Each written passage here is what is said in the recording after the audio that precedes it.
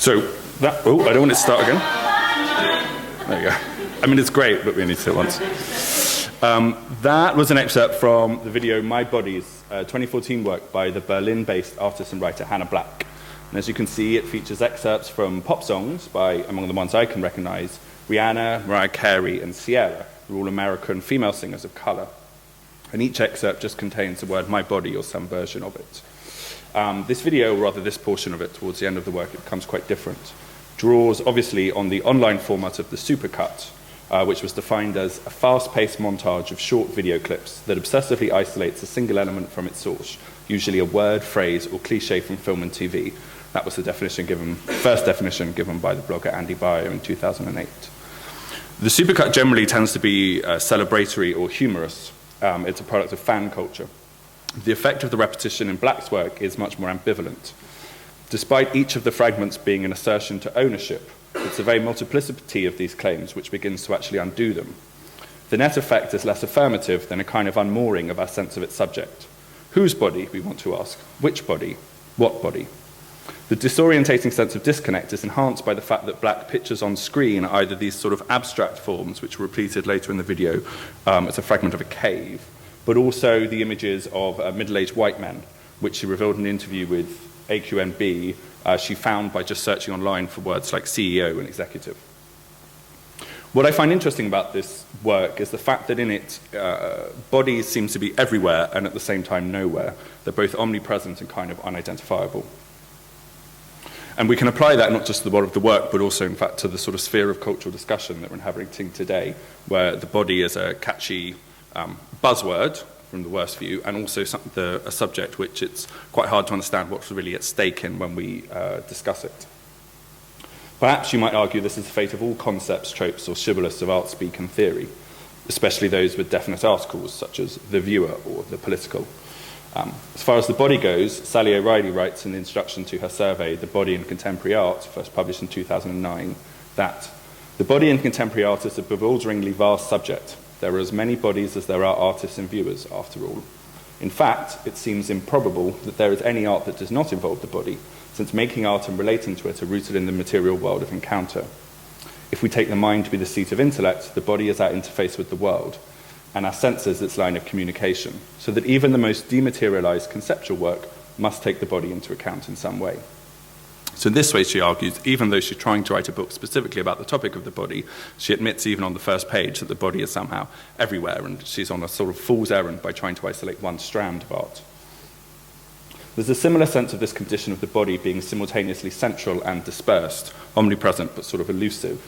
I think in quite a different work, which I'll show now. This is painting Eddie from 2016 by the London-based artist Celia Hampton. Now, I admit that at first glance, this does seem to be actually much more emphatic about the condition of being bodily or carnal. Its subject is quite obviously a representative part of the body. It is, as a friend skeptical of this part of the artist who've recently said to me over some drinks, just a big picture of a dick. He was implying, I think, that this painting was a kind of naive celebration of the nude, which is, of course, in the West, a tradition rooted in a very particular canon of art, in the sense of its own canon, the idea that the nude was somehow the pinnacle of the Western representative tradition. More specifically, from this perspective, even the supposed novelty of this work, which is the fact that in it it's a male body which is subject to a female gaze, which sort of reverses or inverts the expected coding of artist observer as male and model object as female. Many responses to this work have compared it to a sort of feminist inversion of Courbet's L'Origine du Monde in the D'Orsay, which is similarly close-cropped but of the female genitals.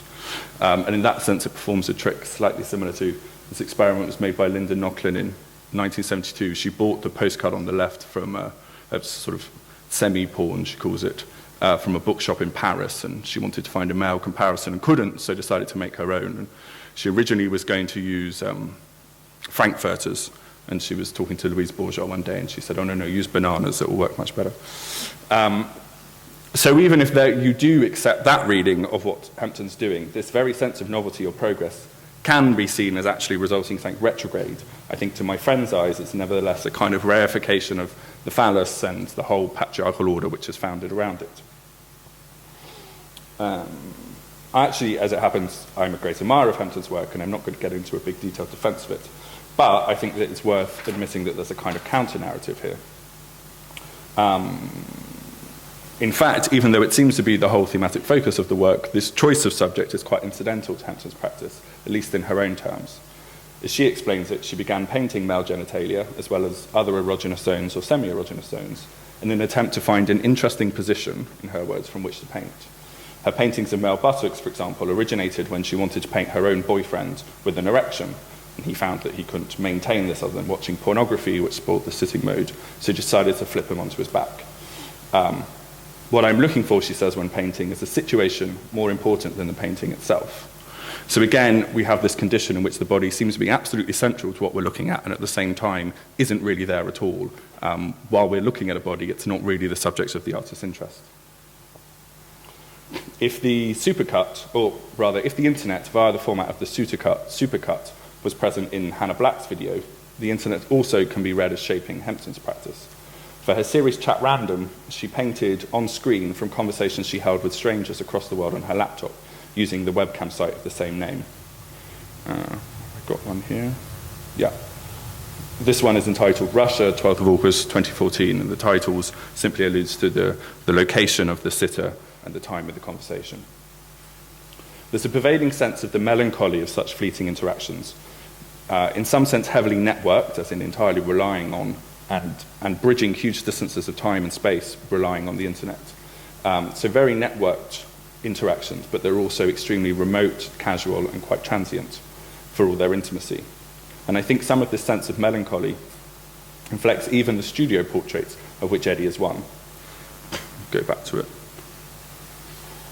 The body here is notable for its unknowability, its utter anonymity, and I think that's only underscored by the attachment of a personal name in its title. That enhances our sense that we don't know what this is, rather than giving us any information.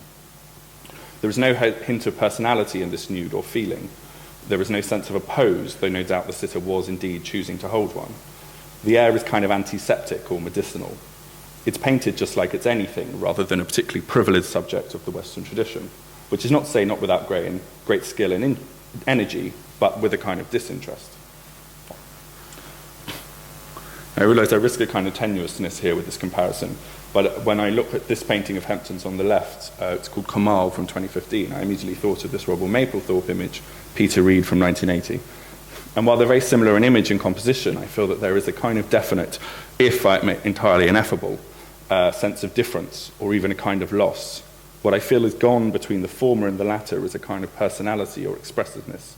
If Mapplethorpe's image feels charged, Hempton's is kind of listless or docile. So going back to this nude, I think we can see this as a kind of threshold moment, not in a chronological sense, but between these two tendencies of ways of representing the body and its flesh. The expressive potential of the body as an object of fascination, celebration, dignity, and meaning seems, in the one hand, or at first glance, at its most turgid and inflated, and at the same time it seems to collapse and deflate into this kind of anonymity or meaninglessness. It's like a balloon being caught at the moment that a pin starts to prick it. And this image of a pinprick made me think of one of the works in the exhibition downstairs from a much earlier era. This is an untitled work from 1984 by the artist David Wojnarowicz. It's made with stencils and airbrush onto canvas. It's hard to read at first. It took me a while looking at it. I don't know, probably because I've been looking at Hempton's work. I saw this kind of long, drooping figure on the sort of form on the left here above the fingers, a sort of penile somehow. But actually, and particularly when you look at an earlier work from about 2 years earlier called Jack, from which used the same stencil, you can see more clearly that this is a figure injecting themselves in an arm. This is one arm here, and they're injecting themselves here, and this tie hangs from their neck. There's a kind of tension here in the image between these strong linear images as a result of the stencil, the face, the hand, the tie, but also a sense of they're collapsed. There's a kind of bruised quality as if everything's being smushed together, which in my mind also evokes, I think, subtly the bruise which comes with a bad injection when junk gets into the wrong part of the skin.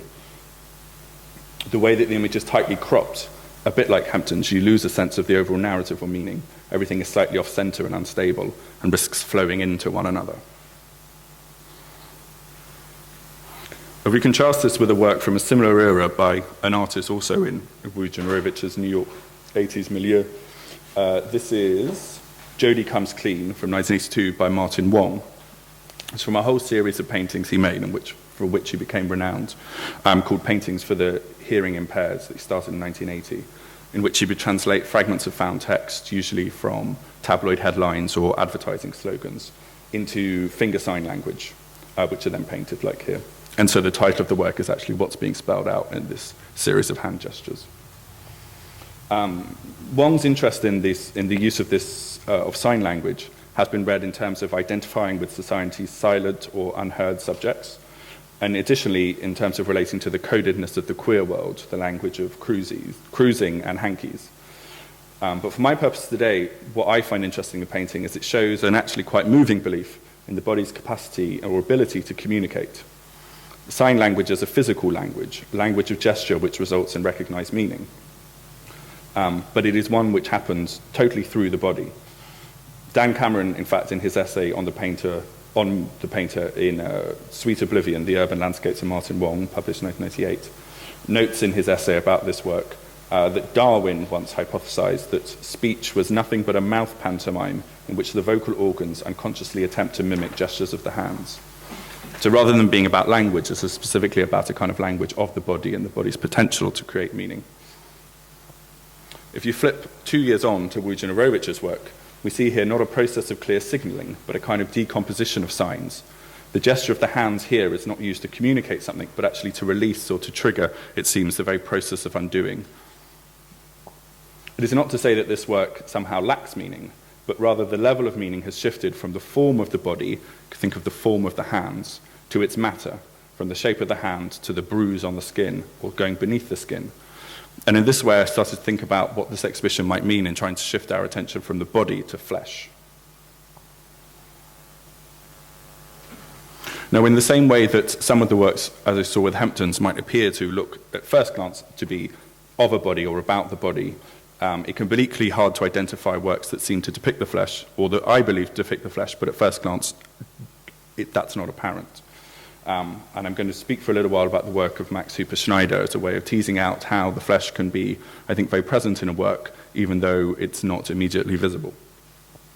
This is a 2014 work by the artist called From Death Row to Purgatory. The artist Max Hooper-Schneider.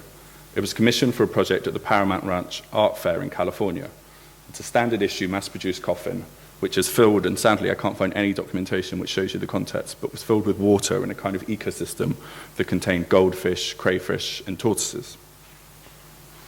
At the same edition of the fair, Hooper-Schneider showed this work, Morphonegesis System, medium section of female pelvis and fire-bellied newt.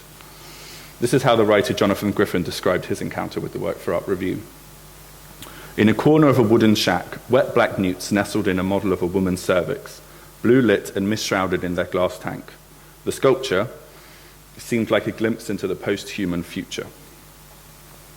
Now, I think at this moment we can talk a little bit about what it means to talk about a post-human future, which is a concept that's not explicitly, but I think very relevant to the concerns of the exhibition. The way that Griffin is using here the idea of post-human is, I think, in a kind of apocalyptic sense. He ends that same piece of writing with the claim that Hooper-Schneider's work shows us how we may be at the beginning of the end, which means the end of the human race. The tradition of this kind of imagination of the ruins of human civilization, taken over by other forms, colonized by other animals, animates the works of, among others, Ian Cheng and Pierre Huy. And it's interesting that both Cheng and Hooper-Schneider both worked as assistants in Huy's studio. This intellectual condition of thinking the condition of being after the human, or a subjectivity which is no longer human, is kind of works in parallel to this work. And in its least palatable form, its kind of shadowy self, it becomes a kind of nihilism or anti-humanism. The philosopher Rosie Braidotti, in her 2013 book, The Posthuman, she starts off by offering 4 vignettes of what, a bit like the body, this term posthuman, which is often bandied about, might really mean in a concrete sense. She gives them, as in her words, examples of the contradictions offered by our post-human historical conditions. And as an example of how the idea of the post-human can devolve or debase itself into a kind of nihilistic anti-humanism, she offers this story. In November 2007, Pekka Arik Ovanen, an 18-year-old Finnish boy, opened fire on his classmates in a high school near Helsinki, killing 8 people before shooting himself.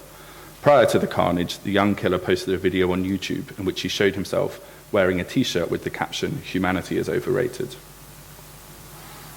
So some of the borderline comic, horrific quality of the story, I think, finds a parallel in Hooper Schneider's From Death Row to Purgatory. This pink coffin. It makes it hard for me to read this work as a kind of uncomplicated projection of life surviving after humanity, but it seems rather to engage the fact that that fantasy is a kind of fantasy, a source of irrational, even perverse pleasure, to imagine ourselves overtaken. This isn't, to me, an entirely serious work, but one which sort of mocks some of the strangeness of the functions that thinking about the world after us actually does in discourse. But even if we were to read this work as a straightforward rendering of post-human conditions in this apocalyptic sense, and it does, of course, depict the resting place of the human dead being overtaken by fish, precisely this reading also complicates our possible understandings of morphogenesis system. Put another way, if the former work shows humanity's resting place, who or what can we say has died in this work? The human presence is indicated not by the coffin, but by a diagram, which to my mind does not easily signal morbidity, simply put, because it never lived. Moreover, and I think more excitingly, the fact that it seems to me a very deliberate choice that the diagram is of the female human pelvis, which is the source, of course, of life.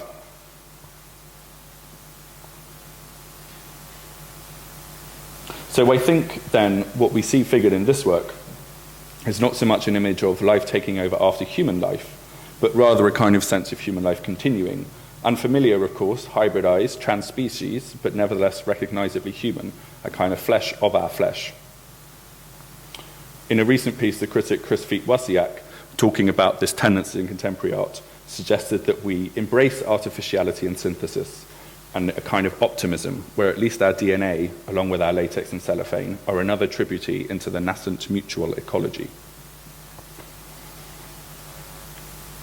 So with these in mind, we'll turn to the works by Hooper Schneider, which are in the exhibitions downstairs. And these are 2 works from the series Pet Semiosis.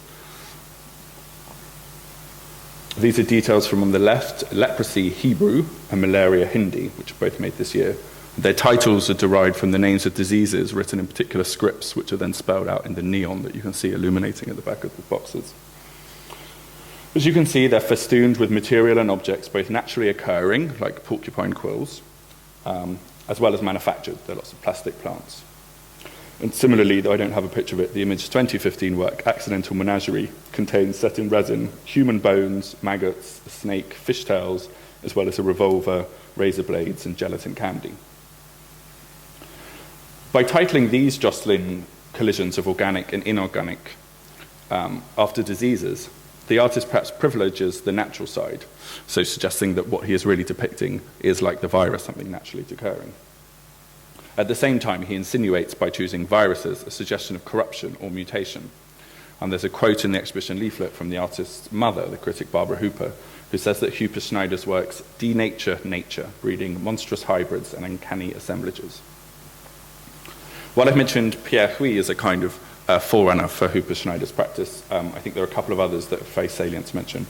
One are the cubes of Tetsumi Kudo, which I don't have an image of, but which similarly mix registers of matter modeled limbs, penises, for example, alongside plants and trashy detritus. Kudo's work is sort of infused with this mood of panic and disaster. He would paint the outside of his boxes like dice that you roll to create a sense of kind of uneasy, everything being subject to random chance. And in his 1968 piece, Garden of the Metamorphosis in the Space Capsule, which was a room-sized cube that you could enter, he had written inside the phrase, for nostalgic purposes, suggesting it was some kind of monument for, again, after humanity's extinction. But another series of work which I think is relevant are the technological reliquies created by the late American artist Paul Tech.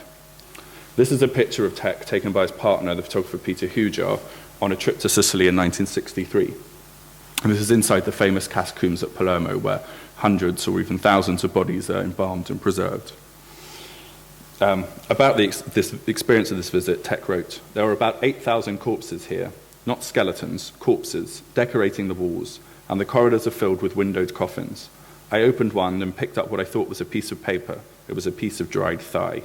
I felt strangely relieved and free. It delighted me that bodies could be used to decorate a room like flowers. So when he returned from this trip, Tech began his work on the series of technological reliquaries, often casually referred to as meat or flesh pieces. These are rectangular boxes of plexiglass which contained replicas of meat or skin, which he made from beeswax, resin, and sometimes even bronze. This one is an untitled work from 1966 in the collection of the Whitney. So you can see just at an immediate glance the possible visual parallels between Hooper-Schneider's cubes and Tech's. The dynamism of this piece is a product of the chaotic mix. It's not so much a product of the chaotic mixing of materials that you find in Hooper-Schneider's great profusions, but the contrast between the clean, cool allure of the case and the raw, muddy quality of its contents, as well as its bloody associations. Tech is here responding somewhat caustically to the, as he saw it, evacuation of ethical concerns in the minimalism that was prevalent in contemporary New York during his time. With the iconic meat piece with Warhol Brillo box from 1965, he responded even more directly to contemporary art, obviously referencing the Brillo boxes which Andy Warhol had shown the previous year at the Stable Gallery. Of this work, the late critic Stuart Morgan, writing in Frieze in 1995, summed up the fundamental opposition between the vision found in Warhol's work and in Tech's response to it, writing this: if Warhol implied no ideas but in things, Tech countered no ideas but in flesh. So if we go back to Hooper-Schneider's cases, looking at them in light of Tech's boxes, which I think is, if not a conscious, then an unconscious reference, we can see a kind of bodying forth or an incarnation of precisely this idea that no ideas but in flesh. Ideas, in a sense, are contained by the presence of language that is very clearly illuminates the whole space and is centered. The fact that this is written information. They pulse, these cubes pulse with energy, signals, viral information. And in fact, this title, semiosis, implies a mutation or passing on of forms, intellectual forms, that is. The fact that the flickering neon signs form not just letters and words, but spell specifically the names of diseases, even in a funny way, evokes William Burroughs' assertion that the word is now a virus. So if in these works we see the incarnation of the principle, no ideas but in flesh, we can see where the ideas are, but where perhaps you might still ask is the flesh. What I've been trying to argue, both in Hooper-Schneider's way of mixing the inanimate and the animate, to suggest that animal life and human life, for example, or plastic life and moving life, can somehow be coextensive or extend one another, as well as in the visual echoes of text work. I think that we can see these boxes as a kind of lump or pound of flesh. It's flesh that's networked, pulsing, technological, mechanical, but flesh nevertheless. And if there are any residual doubts, I think it's a very easy visual comparison, which is, this is in the same way, if you remember, that Hooper-Schneider used the diagram of the female pelvis in one of his works to suggest that he is aware of this canon of biological diagrams. This is a very typical, this is from the Encyclopedia Britannica, but it's the kind of diagram that everybody reads in a school textbook. And I just let those two images sit alongside each other for a moment. So I think in these respects, Hooper-Schneider can be grouped with the artists who were explored elsewhere in the exhibition, all based in America and Western Europe, who displayed this same fascination and confusion at what lies beneath the skin. The locus of their identification with the body is not in its form, but in the array, as I say, of networks, processes, ideas, activities, codes, materials, and infusions that crisscross the body beneath the skin in these kind of fragments or lumps of flesh.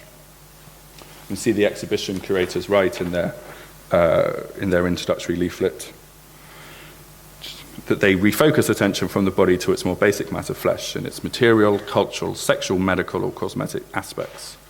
Flesh is the matter, they write, of empowered bodies, informed bodies, operating through networks and fields of information to perform, transform, transcribe, reconfigure, or reinvent themselves. And with this idea of the ability of the flesh to reinvent or reconfigure itself, this is just another, and again, I'm working purely from a kind of visual sense of visual analogy. When I look at Hooper-Schneider's boxes, the other thing that I immediately thought of aside from these diagrams was these images you can find on the internet These relate to a strange condition called Morgellons syndrome, which is a psychosomatic disorder suffered by about 12,000 people, primarily in North America. Leslie Jamison, in her last book, The Empathy Exams, wrote a long essay about visiting a conference of Morgellons syndrome sufferers, and I'm going to read a quote from it. For me, Morgellons disease started as a novelty. People said they had a strange ailment, and no one, or hardly anyone, believed them. But there were a lot of them, reportedly 12,000, and their numbers were growing. Their illness manifested itself in many ways, including fatigue, pain, and formication, a sensation of insects crawling under the skin. But the defining symptom was always the same, fibers emerging from their bodies. Not just fibers, but fuzz, specks, and even crystals. They didn't know what this stuff was, or where it came from, or why it was there, but they knew, and this was what mattered, the important word, that it was real. Now, Morgellons, as it probably won't surprise you, has been investigated by the Federal Health Authority and was found that they could find no scientific information that it did really exist. And yet, if you search for Morgellons on the internet, you can find countless images of this, allegedly made by sufferers as they see it, documenting their own struggles. This person on the left has even labeled this image. I think they believe that what's inside them is a nanobot, a sort of technological device implanted by the government that seems to have been growing legs, whereas this fibrous growth is much more common to the self-delusions of the Morgellon sufferer. And I think this is one way to think about the idea of the flesh which can reconfigure or recreate itself, almost in an imaginary sense. Now, to get into the actual phenomenology of whether the sufferers of this disease are consciously implanting these things in themselves, whether they're finding stuff that would just regularly be like detritus, find themselves on their skin, too big a topic to get into. But this idea that what we can find in ourselves is actually, in some sense, both real and imagined, which is the only way I could characterize an image like this, I think connects quite powerfully with the idea of this flesh that we can configure ourselves. Stay with the diagram and think about skin versus flesh for a moment. What I find particularly useful about this idea of looking at flesh as a topic is it contrasts with the idea of skin or epidermis or covering, which just a couple of years ago seemed to be a very prevalent topic. Writing in Freeze magazine, for example, in 2013, Amy Sherlock characterized the particularly glossy sheen that conceals a hinted-at inner messiness, which she found variously in the work of a circle of London artists, including Nick Deshay, Alice Channer, Maggie Reyes, Ed Atkins, and Helen Martin. Taking the title of Reyes's 2013 HD video, Highly Liquid, Sherlock wrote that this high liquidity is an aesthetic of packaging, one in which sleek surfaces are proxies for skins. These artists are likewise interested in the skin edge as the fragile boundary of containment, the line that keeps the neat from the messy, the body's own vacuum packaging. I'm not trying to give, as you can tell, a very rigorous art historical account of these kind of shifts, but I do think it's useful to think of this skin moment and today's exhibition as part of a kind of loose trajectory in which the artists are moving from one level below it, so from the skin, but pushing now underneath it. This is a work from his from 2012, which was referenced in the Sherlock piece I just quoted, called Slugs. In that essay, Sherlock allies Deshay firmly with her notional liquid group for his sagging billows of vacuum-formed plastic. The center of this work doesn't look so 3D in this reproduction, but this is a sort of mound of vacuum-formed plastic, which, while transparent, clear, smooth, and seamless, conveys a level of visceral, choppy texture. It was molded around plaster, which the artist churns in a state between being liquid and solid. In this sense, it communicates something of this in-between state of materiality. But at the same time, it fixes them in the finality of the vacuum packing. It appears being transparent like a dam or a shield, or indeed a skin. It seems to control unruliness rather than releasing itself up into it. If you skip ahead to 2014, I think you can see one way that we can apply this idea of the shift from the skin to what lies beneath. This is a 2014 exhibition by Deshay at the Glasgow Sculpture Studios, which is called Darling Gutter. You can see, this is a detail here from another book, it's all the same room, but I've overlaid two images. The pieces that are displayed are cast from jesmonite, and they were made over the shape of expanding polyurethane. The final forms which the polyurethane took while setting is to some extent random, but it seems quite deliberate that the resemblance that they have is to something intestinal, the inside of the guts. Deshaies has placed these squiggly human intestines, as one critic, curator Paul Peroni, described them, on elements of the room's central heating system. You can see these pipes, these red ones which is installed, and these along the lines which actually connect to the main central heating system of the room. Also enhances the sense that we see these as digestive apparatus. They circulate warm liquids and in this sense mimics the basic function of the digestive system, Peroni writes. In connecting his sculptures to the central heating system, Deshaies draws a parallel between his work and the body itself. Central heating, like a body, is a network connected but discrete organs that function together interrelatedly and homeostatically. A heating system with a thermostat aims to preserve an environment at a target heat, just like a body does. And you could read Deshaies' interventions in this as a kind of parasite which attaches itself to the body, or as outgrowths of the normally functioning body itself. But either way, there's a very clear parallel drawn between the work, the industrial tools, and the functioning of the body itself. In drawing attention to pipes, there's an element also of a kind of industrial nostalgia in the work. And the press release did quote a passage from Victor Hugo's Les Miserables, a 19th century epic called The Paris Under Paris, which describes 19th century sewer systems.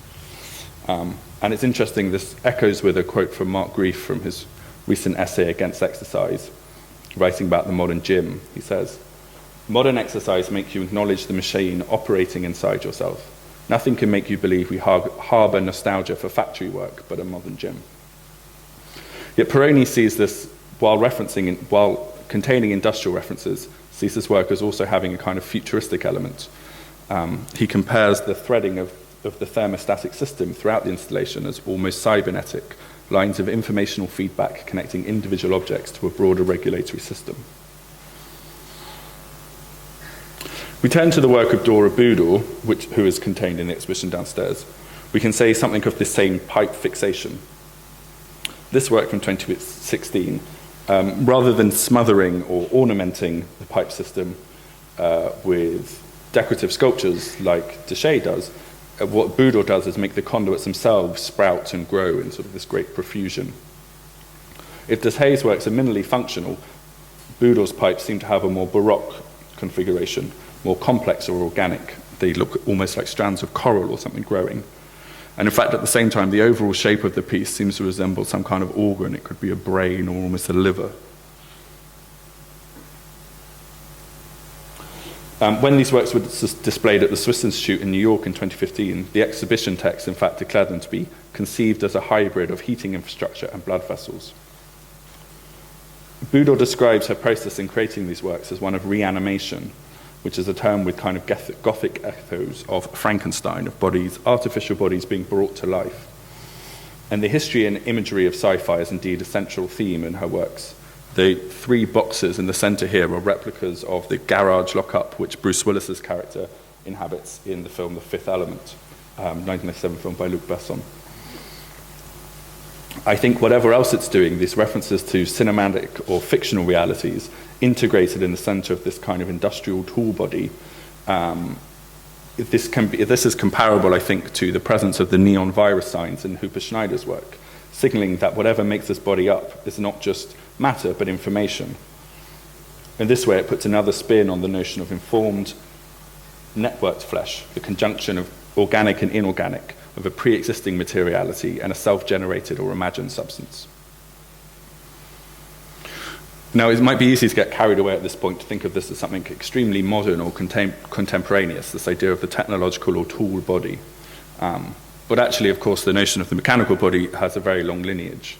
A quote from Roy Porter's book, Flesh in the Age of Reason, which is a study of thinking about the body and identity in 18th century England. He writes, "Mechanical philosophers looked upon the body as a piece of machinery. Investigators were spurred to view living creatures mechanistically as ingenious contraptions made up of skillfully articulated components, elements functioning as levers, pulleys, cogs, pipe, and wheels, in line with the laws of mechanics, kinetics, hydrostatics, and so forth. The body became a machine carnis, a machine of the flesh. Faced with the question, what makes bodies tick, the obvious answer given by the mechanical philosophers was that they went by clockwork." Now, the image of the body as clockwork is quite literally figured in one of the first exhibits in the exhibition. This is another piece by Wojnarowicz, who made the stencil spray paint work we looked at earlier. This is Time Brain from around the same era. In the text by DRAF, I'm going to quote the curator's discussion of this work briefly. They suggest that the presence of the clock alludes to time running out, a blunt allusion to the grim terminal nature of Wojnarowicz's condition. He was to die of AIDS, tragically young. And while I'm not here to counter that, I do want to look at another possible interpretation. And while I'm going to defer to talking much about the AIDS crisis to the panel which is coming next, who are much better informed than me, there is one aspect of this which is salient to this conversation. I was having a conversation with a friend in a bar in New York earlier this year who was talking about wanting to write a book about art of the AIDS crisis and was celebrating it for its particular, its embrace of the abject, of its messiness, of the grimness of works by the likes of Andreas Serrano and his Piss Christ, etc. And I was suggesting to him that what I found actually was peculiarly dated about the art of that generation is that today, living with HIV for somebody in the developed West with access to healthcare is not really a matter of messiness, but so much as a clean, medicalized process of constant pill ingestion. And I had the chance to look at lots of works by the artist Felix Gonzalez Torres, who's another iconic artist of the AIDS crisis. Including at the Whitney this year, they had one of his candy pieces, which was a large pile of individually wrapped, foil-wrapped candies that were measured out to weigh the same as a human body, and many of them were made to weigh the same as his lover Ross Laycock and his weight just before he died. And it suggested for a long time these candy pieces, in taking them, the visitors were invited to take individual candies away, and in this sense the body diminishes in this kind of ritual and semi-religious sort of moment. What it reminded me of, more than anything, taking an individual pill, unwrapping it, and seeing so many more, is actually as the huge weight of drug taking that so many of us have to do now, whatever our conditions. And I think this is where I find this work really interesting, of the sense, and what one conclusion you can make from the impact of the AIDS crisis on the visual imagination is actually its kind of medicalization. For the first time you have medicine understood as a human right or as a need, as an identitarian issue, as a practical, visceral response to a real crisis. You can find in the debate today, raging in this country, about free access to pre-exposure prophylaxis for HIV, or PrEP, that actually the debate has become entirely medicalized, revolves solely around our right to drugs. And I think there's some strange kind of acceptance but unease you can find in a work like this, and here I speak purely subjectively. Very often when we take pharmaceuticals, we find a strange sense of paranoia that we can feel our brains slightly changing. We talk about our brain chemistry being adapted, whether or not we're taking psychotropics or mood-altering ones. And I see in this work not a sense of the terminal feeling of decline, but something of the strange experience of knowing that what is keeping one alive somehow something technical or mechanical. Which, as I say, is both a symptom very much, I think, of our pharmaceutical culture today, but also relates to a very long-established view of the mechanical or technological body. So this gives us some context to think about some of these tropes as we look at them now. Given that half of the people in this country take prescription pharmaceuticals on a regular basis, according to a 2014 report, I've often felt that mass-produced medicine is a curiously underplayed topic in contemporary art. We have, for example, the pill cabinets and the Arzett's pharmacies that Damien Hirst made in the 90s and the early 2000s. More recently, I know artists like Marina Pinsky, this is her exhibition Dyed Channel from the Kunsthalle Basel in 2016, earlier this year, which explored that city's historical entwinement with the production of pharmaceuticals. And these are ceramic replicas of ancient Greek tablets with markings on them that she's packaged in these oversized blister packs. You can also mention, though I haven't seen it yet, Lucy Beach's video Pharmacon at the last Liverpool Biennial, which explored some of the appeal and disgust of drug taking.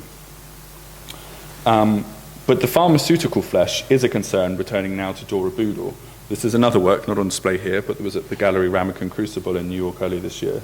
And it's called, well, its full title reads, "We see you so often these days. How nice it is to find a patient who regards his status seriously. What status? His status as a patient.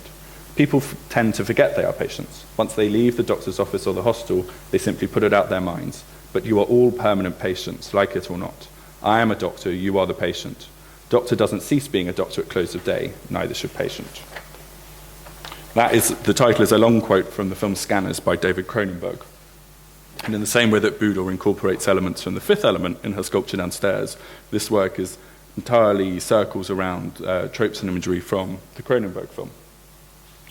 In the film Scanners, the lead character is an artist who has telepathic abilities, which he's got after his mother, while pregnant, took a new test drug called ephemeral, which as a side effect, all of the babies produced from the mothers taking them had this telepathic ability, which quite obviously parallels real-life cases such as the thalidomide drug that was taken in the 1980s in this country. The artist in the film works his whole life to build the head, and Boudor actually found the set designer's model for this piece and made a mold from it, which is then what this is a recreation of.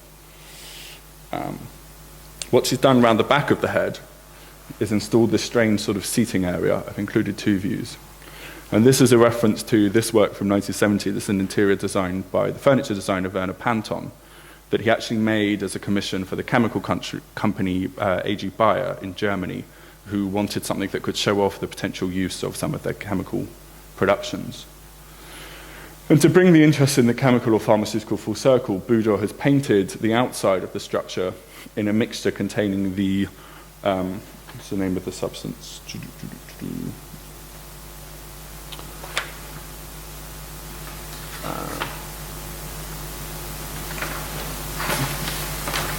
Sorry, bear with me.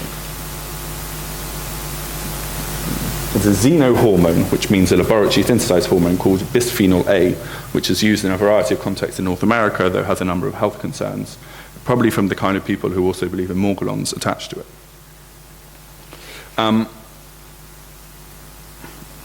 So I'm just going to leave this for a moment. So in this world in which fiction and the real blend with a mixture of industrially synthesized and naturally occurring, the chemicals or pharmaceuticals are in a way everywhere present. They have this kind of, there is a sense of control in this work, not least from the sense of the structure, these wires and bolts, which resembles a Lizanov apparatus, which is what you use to heal a broken leg. And in this sense, Dora Boudor shows the influence of the author Paul B. Preciado, in whose Testo Junkie, which I'm about to read a little bit from, prophesizes that we now live in a pharmaco-pornographic era. I'm just going to read some excerpts from her book to give you a sense of her thesis. Actually, what do we look at? We can have on the background, this is an image called Passion in the Pharmacy by Issy Wood, which is also an exhibition downstairs. So Preciado writes, the invention of the contraceptive pill, the first biochemical technique enabling the separation between heterosexual practice and reproduction, was a direct result of the expansion of endocrinal experimentation in the post-war era, what you could call, twisting the Eisenhower term, the sex-gender industrial complex. She links the creation of the pill to a change in policy towards sexuality, the closure of the regulated brothel system in France in 1946, the founding of Playboy in 1953, the release of Deep Throat, the first widely successful pornographic film in 1972. She connects also the roots of the pharmaceutical industry or its entwinement with the military complex, in particular the development of opiates and barbiturates for soldiers. She talks particularly about secobarbital, better known as the red pill, becoming one of the drugs of the rock underground, even though it originated as a potential military device. She also talks about the expansion of prosthetic and face and body reconstruction techniques in the army, and links these to the development of the first facelifts in cosmetic surgery at the same time. And similar to what Boudor does by paralleling chemical developments and the development of the plastics industry with the inside of this work, Preciado also relates all of these developments to the expansion of the plastics industry. So what she concludes is, I'm trying to find a good summing up quote. During the second half of the 20th century, the mechanisms of this pharmaco-pornographic regime are materialized in the fields of psychology, sexology, and endocrinology. If science has reached the hegemonic place that it occupies as a discourse and a practice in our culture, it is because it works as a material discourse's apparatus of bodily production, Technoscience has established its material authority by transforming the concepts of psyche, libido, consciousness, femininity and masculinity, heterosexuality and homosexuality, intersexuality and transsexuality into tangible realities. They are manifest in commercial chemical substances and molecules, biotype bodies, and fungible technological goods managed by multinationals. So there's a great emphasis in Preciado's world vision on the amount of pharmaceuticals we consume, but also in a whole new understanding that gives us of our own forms. If we turn to the work of Athena Papadopoulos downstairs, I just want to think about this trope of consumption. This is a detail we found. I mean, you have echoes here, as we looked on in earlier works, of the tool body or the technological body, that these stools seem to function both as furniture or as industrial apparatus, but also contain feet, and they're covered in this strange, decaying, fleshy fabric. But what I find really fascinating is the fact that they're inset, they kind of enshrine these solid resin-cast blocks that appear to represent a sort of chemical soup, suggest the contents of a stomach or something being digested. And particularly in this detail where you have this comic toucan imbibing or drinking from the mixture.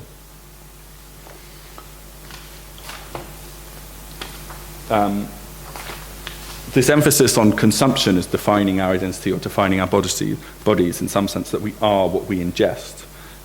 You can also find a version of this in the work of Justin Fitzpatrick in the exhibition downstairs, who talks often about his work wanting to represent a kind of cannibalism.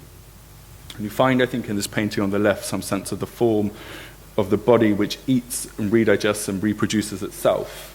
It kind of loops in on itself like an Ouroboros, the snake that bites its tail. And it's also weirdly amorphous. It has this kind of phallic head, but it's got a sort of gut-like body. It's a self-cannibalizing, self-ingesting, constantly morphing body.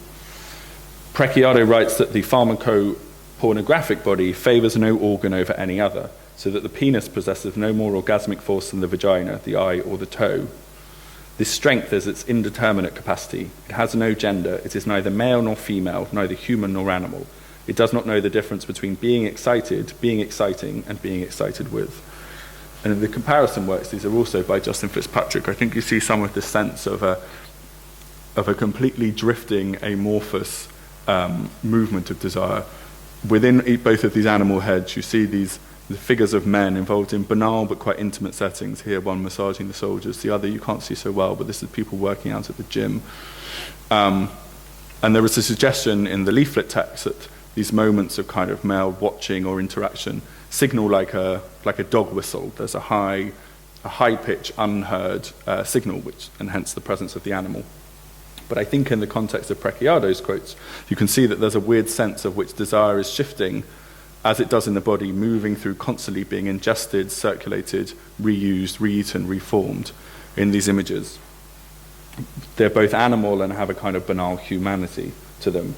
They involve images of touch, but also of imagination. There's unreal color and a sort of shifting gestalt-like sense of where the real subject or focus is. Who is consuming what in these works? Where is the desire and where is the subject? Again, like Hannah Black's video, we're inclined to say everywhere and nowhere. I'm going to talk more briefly now, as we come to a close, about some of the other works in the exhibition, which might be said to illustrate aspects of Preciado's thesis. Another quote from the book: "Pharmacopornographic biocapitalism does not produce things. It produces mobile ideas, living organs, symbols, desire, chemical reactions, and conditions of the soul," which I think actually might work as a fairly good subtitle for these works by Fitzpatrick. She also writes, "There is nothing to discover anymore in sex or sexual identity. There is no inside. The truth about sex is not a disclosure, it is sex design." And in this work downstairs by Kelly Akashi, I think you have a sense of this imagination of a body that lacks an inside. This is laid out on a long table, a bit like a dissection or an operating table. But what you have is not a whole form, but these discrete organs which seem to belong together but without any clear system. And they're all transparent, shiny, and kind of inaccessible. You couldn't find really a clearer illustration of the idea that there is no inside in the pharmaceutical body.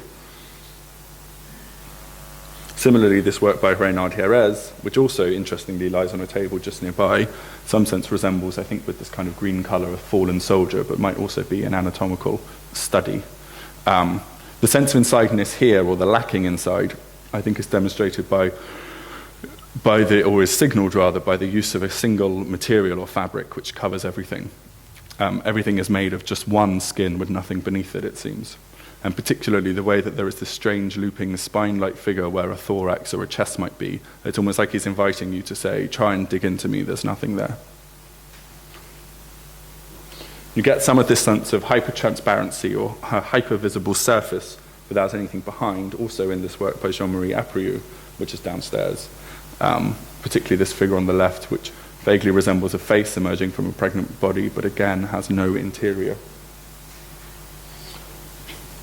Preciado quotes at one point in her book Donna Haraway, who was a great theorist of the cybernetic or cyborg woman, particularly in the late 80s, but also in the 90s. And there's one quote from a 90s book in which she writes, "Embodiment is significant prothesis." And just as the final part of the talk, I want to look at this idea of prothesis, which has been sort of hanging in the wings all the time.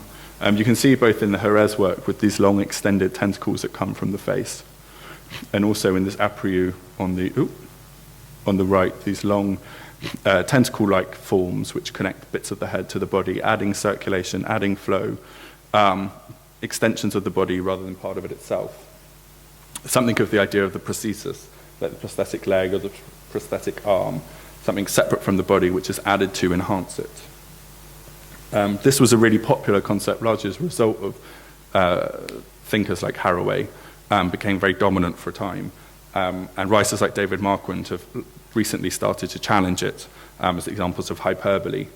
He quotes in one of his recent collections a user of an artificial leg who, on reading some prosthesis theory, says that they didn't feel like a Superman or a cyborg, but somebody who was slightly inconvenienced. And as Sally O'Reilly notes in her book, that where we draw the distinction between a prosthesis proper and something as simple as, say, contact lenses is not immediately clear. And yet, just this year, this is an exhibition which opened at the Henry Moore Institute in Yorkshire, which is called The Body Extended, Sculpture and Prothesis, and we see a sort of attempt to revisit and maybe to revitalize our understanding of these extensions of the body. What I was particularly struck by, I haven't visited this, I just saw this as an installation view, was this work, which is by Louise Bourgeois from 1985, it's called Henriette.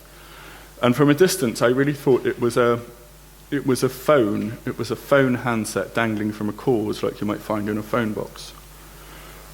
Which leads rather neatly to another work from the exhibition by Jason Matthew Lee, who collects, as part of his practice, goes around New York and collects these containers, these tins are old American phone boxes, now defunct, which he collects disused ones from off the streets in New York and then repurposes them.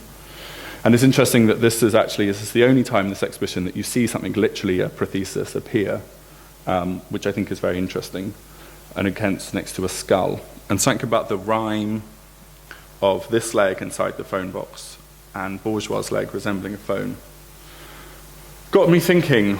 It got me thinking about the ability of technology to become defunct, and the fact that it's placed next to a skull, which, as the curator's note, is a traditional symbol of the memento mori, or of a horizon or limit to life. What kind of message can we see in the pairing of the skull and the leg? Well, one might be that the prosthesis, a bit like prosthetic theory is no longer fashionable, is perhaps now defunct. Just like the skull is dead, that in our new exciting pharmacopornographic world, full of chemical extensions, hormonal infusions, and etc., we have no more need to rely on such basic material like prosthesis. We are already adding the prosthesis inside our bodies, that we produce a form like Jerez's, which has no need for an extra leg. It's totally formed of its own self and cannot be extended. But another view might be to sound a note of skepticism about the potential for future development of all of the things we've been discussing. Perhaps the point of pairing the skull and the prosthesis is to suggest precisely their similarity, but in that sense to sound a note of caution about any sense about how ongoing attempts to extend the body really will be. In the same way that probably nobody once imagined that phones would become quite so defunct as they are now, perhaps all of the technologies which Preciado writes about so breathlessly might similarly become one day completely defunct. We are faced with the idea that perhaps We are in the same way that we are able to extend the body with these other implements. We are likely to expire in the same way that the implements do, or the implements will expire just the same way that the body does. In moving with the idea of flesh away from the macrocosmic form to the networked, active material flesh at the microscopic level, we are, as we've seen, faced with an array of extensions, coexistences, interminglings, with tools, with pipes, with drugs, with chemicals, with animals, with the imagined, with fibers, with crystals. We can see fundamentally flesh as something coextensive. Think of the famous Bible quote, all flesh is grass. We see ourselves expanding out into the world, our bodies becoming one with everything around us. This is another work by Issy Wood, which is, as I see it, the final work of the exhibition, placed on the last wall right at the end. And we could see that vision as a sense of a human dominance, of having potentially no limit to our power, of being able to extend and co-mix with everything around us. Or we could see that precisely this makes us weak, makes us likely to decay, makes us as limited as all other material around us. Kaya Silverman, in her 90s book, Flesh of My Flesh, writes about the inspiration and mythology of Ovid. This is a painting by Antonio Palladio, describing one of the myths that Ovid writes about in his Metamorphoses. This is a nymph Daphne who, being chased by Apollo to avoid his advances, is turned into a tree. And she talks about analogy. And I'm conscious that in this lecture I've used a lot of analogies to try and make my point, visual analogies. The analogy between Dora Budor, say, and the shape of an organ. Try to find the image.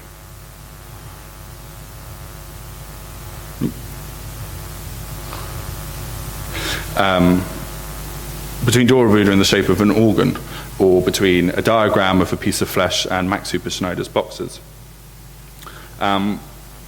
And I'm aware that analogy can be tenuous sometimes. Just because something looks like something else, it doesn't mean it really is, or that it is meaningfully related to them.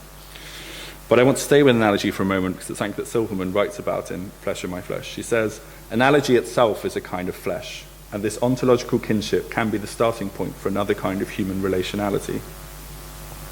Leonardo, she talks about Leonardo da Vinci, was fascinated by the aging process and dissected and drew many corpses. He also repeats one of Ovid's central claims, that everything derives from the same flesh.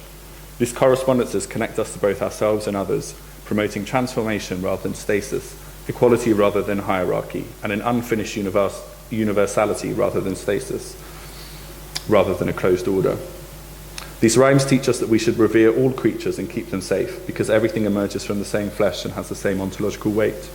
We also relate to ourselves analogically, because we do not have an identity, because we are constantly changing, but we also do not break into a million pieces because our shapes resemble the others. Finitude, she writes, is the most capacious and enabling of the attributes we share with others, and this is, I think, the crucial point. Because unlike the particular way in which each of us looks, thinks, walks, that connect us to only a few other beings, finitude connects us to every other being, since finitude marks the point where we end and the others begins, spatially and temporarily. It also makes room for them. And acknowledging these limits allows us to experience the expansiveness for which we yearn, because it gives us a powerful sense of our emplacement within a larger whole. So as a final conclusion, perhaps what can we understand from the fact that this most contemporary work, confronting technology in the here and now, and from the last 50 years, might in this way bring us back to a sense of finitude, of the biblical quote of 15th century painting, this understanding of the very weakness of the flesh. What I think it shows us is that the permanent strand running through all of these ideas, no matter how we can combine our flesh with other devices, we all share a sense of finitude. And therefore, rather than projecting into the future, we can see ourselves as sharing the same fate of inevitable kind of decay. Today's event is called Changes, but I think the conclusion might be that the more things change, the more they stay the same. Thank you.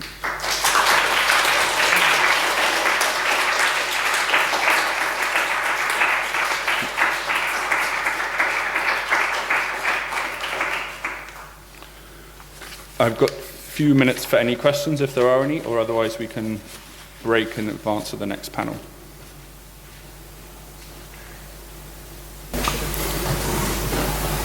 Thank you.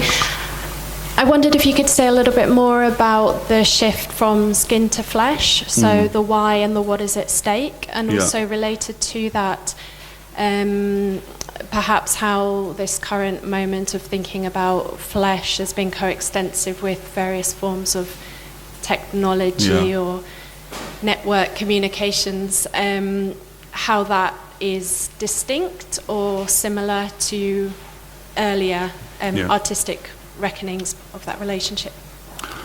Yeah, I mean, I think the fundamental difference, and I'm probably being a bit simplistic, but for me, thinking about the skin is thinking really about barriers, and in that sense, it's really about encoding difference. Skin is about, in emphasizing skin, even if we acknowledge a sense of the messiness or the abject or the different, we're always distancing ourselves from it. We're emphasizing the tension between one and the other. Whereas the idea of the flesh underneath, the image of it is itself a kind of networked, undifferentiated form. We no longer need the barrier. We can think about how things might coexist. We lose that sense of a binary, perhaps. And this is thinking quite in a woolly way rather than a rigorous conceptual one. But yeah, that's the kind of, in terms of an image that I go to, I think of the flesh beneath the skin, in which many things can be interconnected without us noticing. Whereas emphasizing the skin is always about, as I say, this kind of barrier. And in terms of locating that in earlier, or relating that to thinkings in other times, I mean, I don't know, I've never really properly read cyborg theory, which I'm afraid to say I probably should have done. And I'm looking forward to hearing more about later. But I think, I mean, the skin, I think the idea of the skin as an envelope, which you find in thinkers like Didier Anzu, again, it's about a kind of wholeness, which I don't think is necessarily mutually exclusive from this ideas of coextensiveness, but I think it does privilege the idea of an individual subject, which again can be differentiated. And I think trying to think of subjectivity through and with and across the other, which we no longer see as other by being flesh of our flesh, is maybe a different kind of challenge. That's sort of very general, but... Any more questions? No? Then I would say thank you very much, Matthew.